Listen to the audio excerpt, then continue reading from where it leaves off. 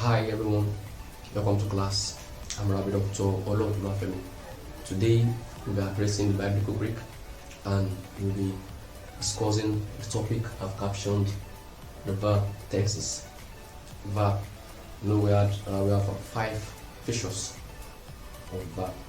We have tense, we have mood, we have voice, we have person, and we have number. We have addressed person and number, and as well we also addressed voice. Now today we'll be addressing tenses. Now tenses in biblical Greek, we have a good number of tenses, and we have like one of them is absent in the English language. We have the present tense, we have the imperfect tense, we have the perfect tense, we have aorist, which is the past tense in English. Then we have imperfect tense, that is past perfect tense, or maybe past participle. Then we also have the future tense and future perfect tense. So in this video we'll be addressing this. So the first one is the present tense and basically it talks about the action that is ongoing and the action that is done presently, so that present tense. However, in the Greek, this could be substituted for present tense, present continuous tense, and then present emphatic tense. In other words, I save, I am saving, I do save. All of this is contained in this one tense, which is a present tense. So in Greek, all of this is contained. For instance, we have a word like suzu, subi, zo. Now suzu means I save. We have this in Matthew chapter 1 verse 21. So this means I save. Suizo, however, could be seen as I am saving or I do save. So that's about the present tense in biblical Greek. Alright, so the second one is the imperfect tense. Alright, so we're going to talk about the imperfect tense. It expresses an action that was happening in the past. Nothing that was happening in the past. For instance, it means I was saving. So if we have to write it now, it becomes so.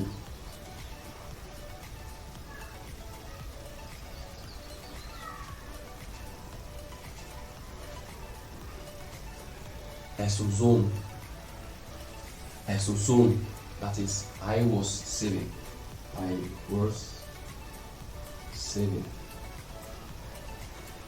Alright. So let's move to the third tense, and that is the future tense. Now the future tense, just like we have it in the English language, it's also the future tense expresses action that will take place in the near future. Action that will take place in the future or subsequently. Alright, so we have an example using that same verb, I save. So it will become I will save or I shall save. That is so.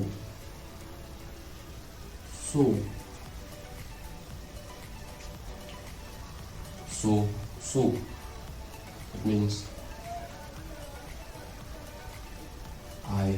save, I will save, or I shall save. For instance, in Matthew chapter 1 verse 21, just when the vision was revealed that Jesus Christ will save, he shall save his people from sin. Alright, so let's check the fourth one, and that is the aorist. The aorist. What about the aorist?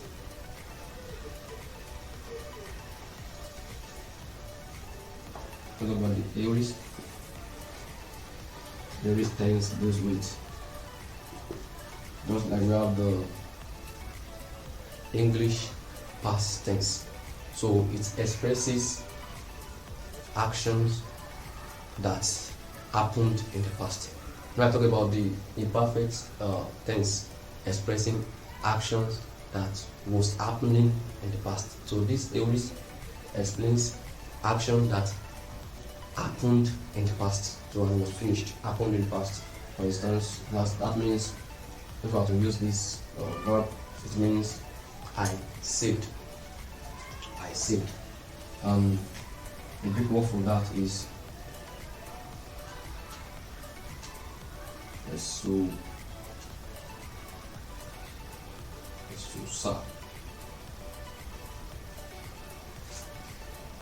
Esusa, which means I saved.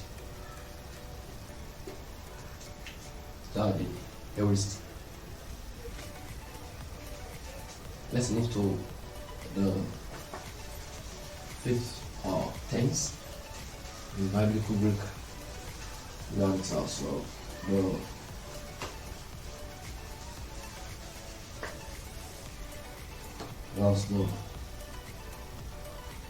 future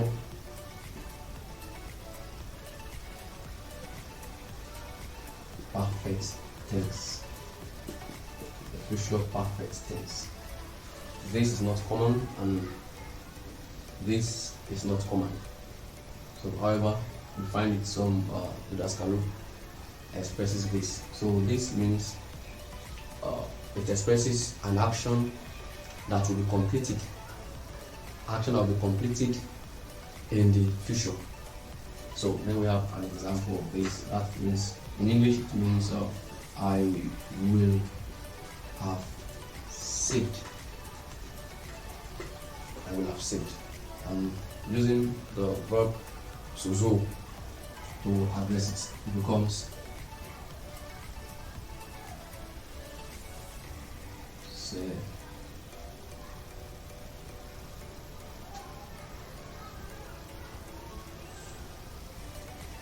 so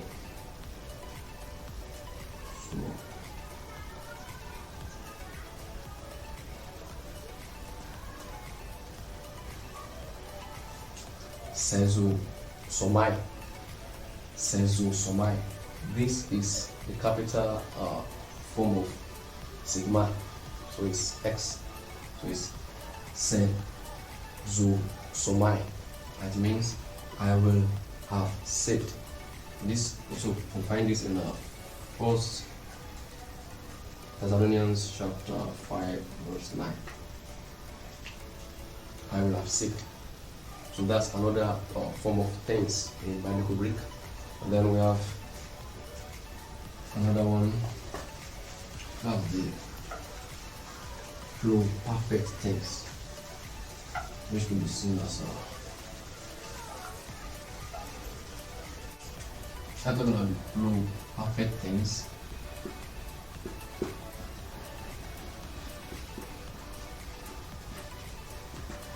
It talks about the actions that happened before another one in the past. Action that happened before another one in the past. And if I were to read it in English, that's past perfect tense. That is, I had saved. So using the verb sozo becomes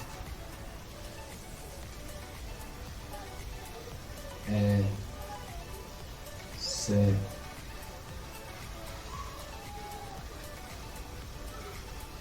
so, kehin,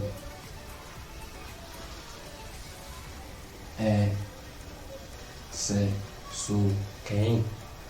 It means I had sipped. I had sipped. I said, so came. Alright, so let's see the last tense, and that is the perfect tense. That's the perfect tense. Okay, now the perfect tense explains the action that started in the previous or in the past and continues up to the present.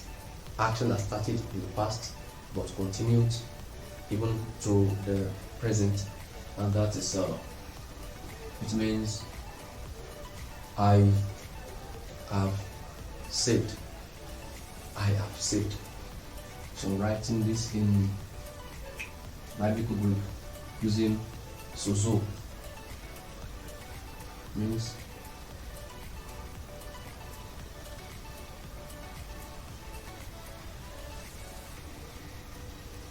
sozo.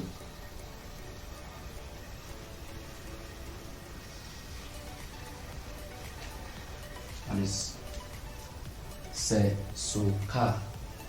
Now mind you, this is sigma. This sigma capital letter. Alright. So this epsilon, that's se zo ka. Se zo ka. Which means I have saved. So by this we wrap up the teaching today. I believe you have been impacted by the teaching. I thought about the various tenses that we have in biblical Greek. So we have present tense, imperfect tense, aorist, perfect tense, pluperfect tense. We have also spoke about past tense. So I believe we will also address future and then future perfect tense. So I like you to assimilate this. Then I look forward to receiving your comments. Thank you for watching. Do well to subscribe to the channel.